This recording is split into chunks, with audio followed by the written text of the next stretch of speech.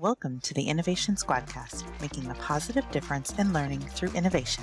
Welcome to Innovation Squadcast. Thanks for making us part of your educational PD journey. In this episode, we have a fascinating conversation with Hannah Kratz about the incredible opportunities at the Patriots Point Naval and Maritime Museum. Together, we'll highlight how their diverse educational programs can truly enrich the learning experiences of South Carolina teachers and students. Hannah will share her valuable insights and personal experiences with these unique resources, ranging from self-guided activities to structured programs and professional development. There's something for everyone. So join us as we discover how to unlock the full potential of these educational offerings and inspire your students along the way. I am Jimmy Kate. Phil Sheridan. And Hannah Kratz. Our special guest. Thank you for being here. We really appreciate it. I was able to get introduced to you at a workshop this summer for STEM. Thank you for putting that on, and definitely would recommend lots of teachers to do that. Do you do that every summer? So we run, and then I'll talk a little bit about it in a few moments, but we run a variety of professional development programming from workshops to overnight experiences.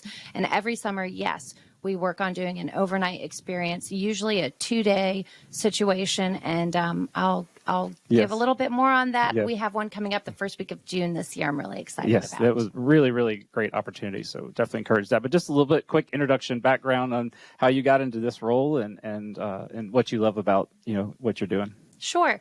So how I got to work at Patriots Point, not all of career paths are a straight line, and mine certainly is no exception to that. So I went to the College of Charleston and studied marine biology. I worked in various laboratories, a chemical and molecular ecology lab, all sorts of fun things with algae and crustaceans and mesograzers. But all the while I was dabbling in informal education, and I first kind of walked down the pier towards the USS Yorktown in 2006 as a contracted educator for my boss, who is still my boss, which is fabulous.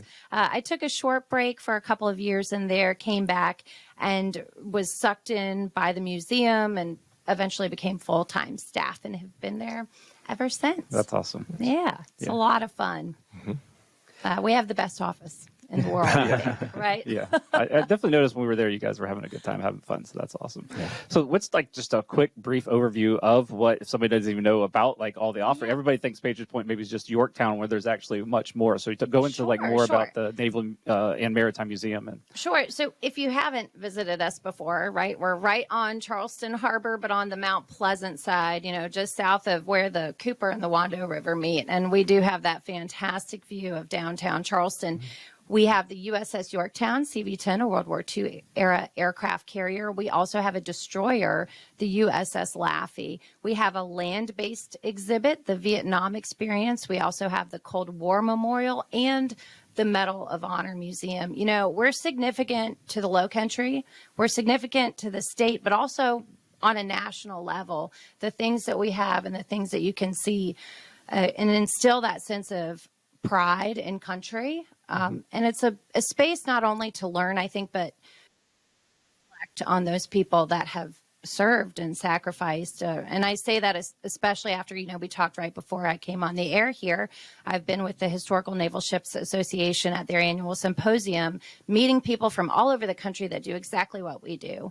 And to see these ships, the USS Midway, the USS Hornet, representatives from the Lexington, it's so powerful and impactful when I'm able to look at it from a visitor standpoint again, instead of being really immersed in it as an educator, right, as a museum person, but to go and walk in awe, just like our students do when they come down the pier. It's a great experience. That's fantastic. I love it. So really the highlight and what we're getting into is how can teachers, utilize this great resource, looking at, again, standards-based material available for South Carolina students, grades 3 through 12. What do you got available for teachers that they may not know about? Absolutely. So like I said, we're a place to experience something exciting, but we're also a place of education. We love to support our South Carolina teachers and students and everybody that's in that sphere, right? So you said that operative word, free. Yes. We have free programming for 3rd through 12th grade South Carolina students. So we have about 5 categories, if you will. Okay. And those first 2 categories are the field trip categories. Right. So you're going to come to us. You can come to us and be self-guided. Again, that's 3rd through 12th grade. And we will support that with enrichment. We will have materials and supplements for you to use on that journey. And you kind of make your own day, self-guided, right? Then we have structured programs. We offer structured programs specifically for 5th grade and then for 7th and up. Those programs are about 2 to 3 hours in time. They are extremely hands-on, robust, structured. The word structured is apropos there, Yes. right? So you are guided, you are with our instructors, you are running around through a variety of stations with hands-on activities. And again, everything is standards-based. All right. Our 5th grade program, you're going to go in the Doolittle room. You're going to reenact the Doolittle Raid. You're going to do a lot of 5th grade-based math. For our upper level students, you're going to go into our Flight Academy. And there's a variety of programming that falls under that umbrella of Flight Academy. We have a fantastic leader of the Flight Academy, Aaron Franklin, and that's his world. He's great at it, and I highly recommend both of those items.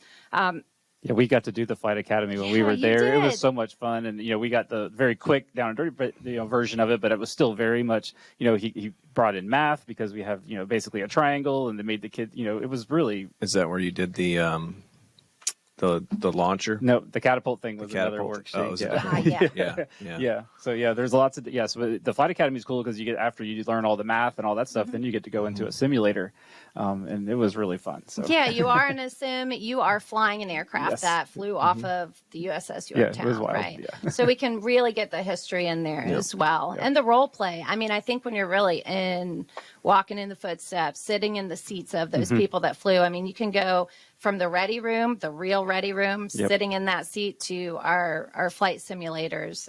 It's pretty awesome, It is cool. right? Yep. So those programs where you're coming to the ship, I want to say, if you're interested in that, Tamara Parker in our department is going to register you.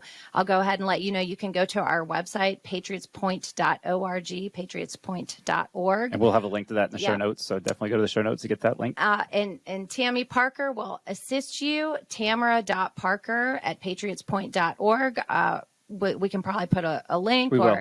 Yep. Have that down there, and that's also on the website, and she can really get you situated, and actually she'll be the touch point I'll refer to for everything, even if it's not something that you want to do necessarily with our department, but if you want to add on a paid tour or something like that, she can get you and shuttle you to where you need to be. She's a good touch point for our South Carolina teachers. Perfect.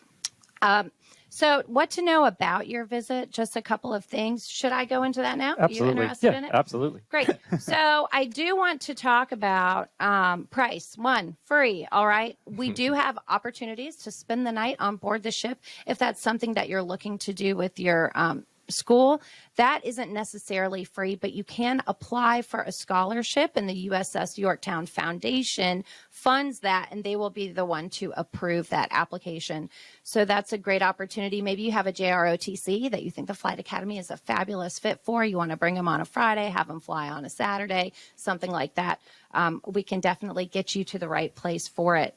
In terms of duration, if you are a 5th grade teacher, and we see thousands of 5th grade students every spring, typically around 10,000. Wow. So if you are a 5th grade teacher, it's going to be about a 2-hour program and a 3-hour situation from dropping off the kids to putting them back on the bus. Right. We do have a place outside for y'all to eat lunch. And if it rains, we can work on getting you aboard to feed you. I will say chaperones, 1 non-school chaperone is allowed for free for every 10 students. And we really ask that you don't bring more than 2 for every 10. And there will be a fee after that this year. And we have a lot of construction going around on the property this year currently. So if you came last year, just be patient with us. We're going to get you in, get you parked, and get you offloaded. And really, we look to maximize your time this year. So ask those questions at time of registration, and we'll get you situated. Perfect. Yeah. Yeah, we are looking forward to our kids this year. They start back in a couple of weeks. We really start rolling in hot with a lot of students. That's so awesome. busy. Good. So then you mentioned the other, those are people coming to you. Are there opportunities for them to get stuff from you, activity kits, other types of professional development opportunities? Yes, you hit the nail on the head, and you already brought up one of our activity kits, the Catapult. Which is super fun. Yeah, so we have two social studies, science, and engineering activity kits. We have an elementary kit and then kind of a seventh and up, if you will. The elementary school activity kit is not so much engineering, but both of these kits, I'd like to say first, you can register for them, and I'll send you the supplies free of charge, as much as I can send you, right? Not all of the consumables, but most of them.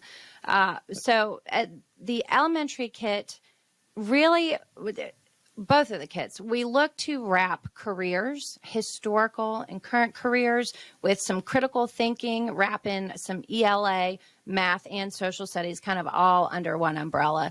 So the elementary kit, we are looking at weather and climate, but of a historic battle on the equatorial front. Okay. So you're going to look at maps. Mm-hmm. You're going to make paper airplanes because, like, why would you not make them? Make a paper airplane and chunk them across the room, you know? And then you're going to learn a little bit about who might have been flying those missions, but really learn about, well, who was predicting the weather. Right. Has anybody, have you guys heard of an aerographer before? No. I've not heard of an aerographer. Yeah, I hadn't either. I thought it was a meteorologist, but they're still known as aerographers, mates. You can Google it. It's a rating with the United States Navy. You can be an aerographer too.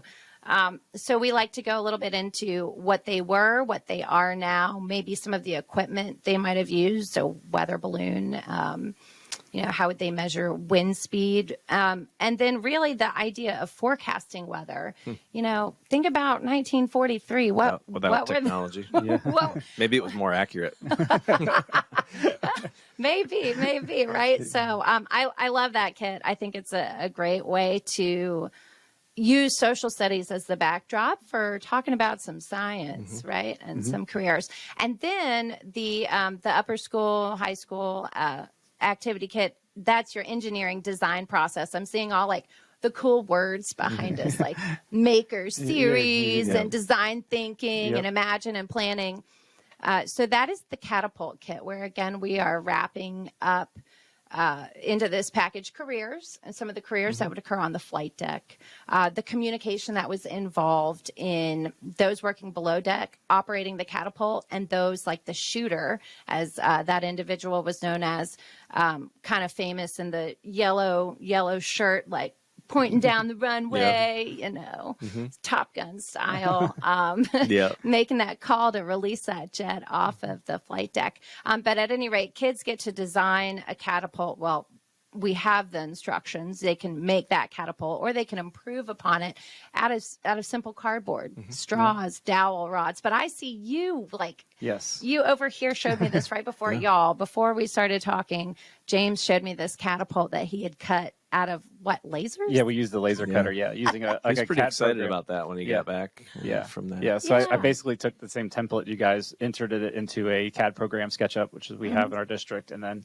threw it onto the laser cutter. And it took a few little tweaks and things like that, but it eventually got it working. So that kit is something that happens in the classroom or come to you all? Like, I love that you asked that question. What's the differentiation between what's done there versus? Thank you for helping me clarify that.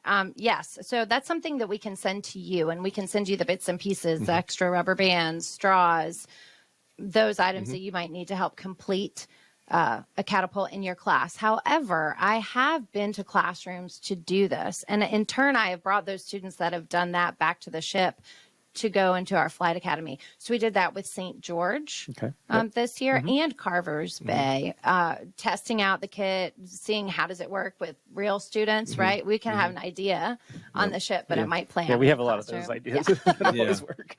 So that's a potential option, right? Awesome. And then, so not only do we have those activity kits, but yes, we have those in-classroom connections that we can build. And we also are going into the classroom a little bit more with Flight Academy, with a specific set of schools this year. And those schools have been predetermined at this point.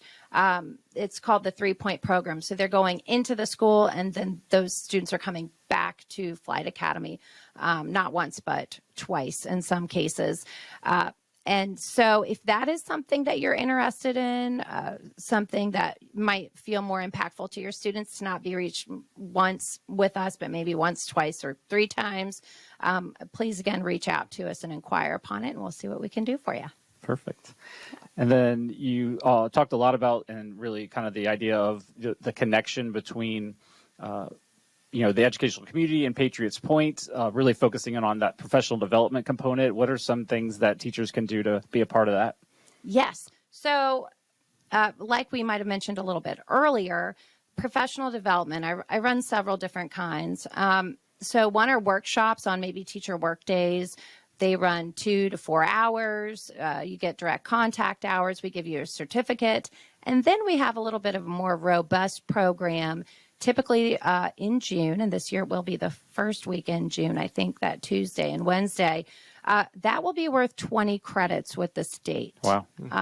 It's overnight. It is a hustle and bustle situation. We keep you moving and working, and we have done this for a little over a decade now, and it's a ton of fun. We get very positive feedback from it, and I would love to kind of call out to you all that are our listeners today, if you would like to be a part of it, but not just join us, but actually help me develop some workshops that you think are useful.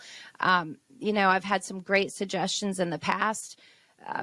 Reaching out to kind of special needs students, perhaps, building programs for different kinds of learners.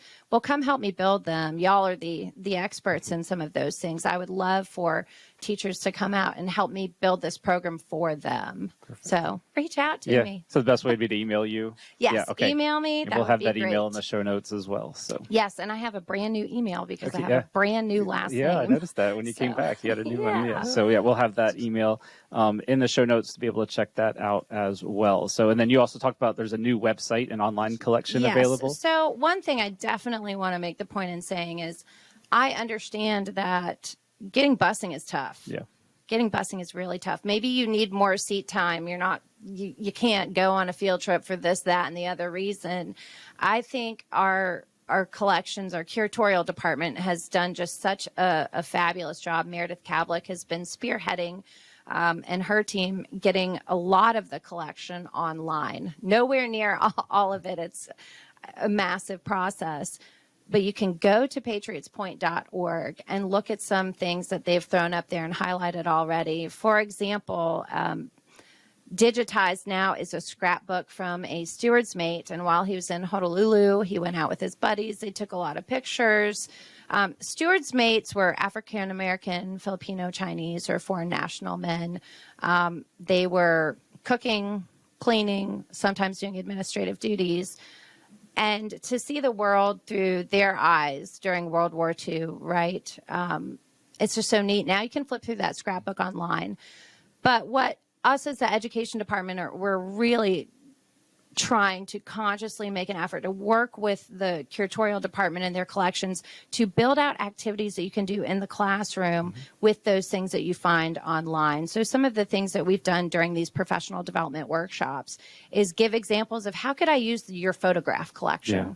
Well, you can compare and contrast these photographs to one another, right? You can analyze, think critically, look at the composition, historical context. What can we do with some of these paintings that are online? Well, what if we use those seascapes to do a lesson on camouflage? And we can talk about counter shading or dazzle camouflage, have kids color out their own ships, place them on those seascapes that are on our online collection. There's so much that we can do, and we're barely scratching the surface, and we're having a blast doing it so that teachers can go online and use the collection in new and different ways in the classroom. It's good that you make those, because like you said, sometimes you can't get a bus. You can't get yourself to the site, but having some of those can-do in classroom stuff that, kids can make connections to. Oh, I know where that is. I've seen that before. Or, I've been there with my family or whatever. So I think that's good to not just have to do those things on site, but there are resources for the classroom to make connections back to that. I think it's great. I think we did the photograph activity when I was there. Yes, and connected it to writing. It was great. It was really, really fabulous stuff. And then And then the graffiti art, and who knew that was such a big thing of ships and graffiti art? But that's a fascinating topic. I think that a lot of people would get interested in too, and that there's so much you can do with it. So right, like scale ratios or scale factors, for sure. Yep. So we really enjoyed that. So was there anything that we left out that you want to look at your notes for a second while I want to make sure we got everything in there? Again, I think the important thing to recap while you're looking at your notes is that it's free resources available through the website. Definitely reach out to email. We'll have those 2 emails. What was the first name for the field trips? So Tamara Parker. Yep, we'll have that email. Tamara.parker@patriotspoint.org. Perfect. And then Hannah Kratz is another, again, key point. We'll have the links to those emails. We'll have the links to the website. And then looking for those professional development opportunities, those are also on the website as well. So we'll have links to that. So make sure that you reach out again and look at the show notes for those resources. So anything we left out? I don't think so. Okay. I just want to say thanks for allowing me to be here. Yeah.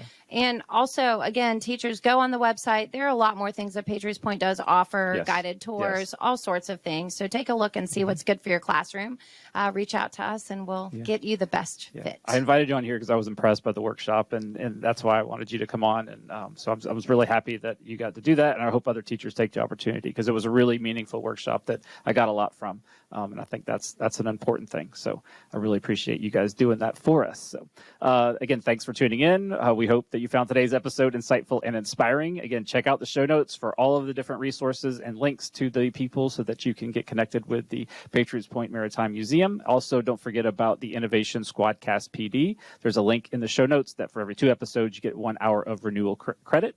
Make sure you stay connected. Subscribe to our podcast on YouTube, Spotify, or wherever you get your podcast. And we want to hear from you.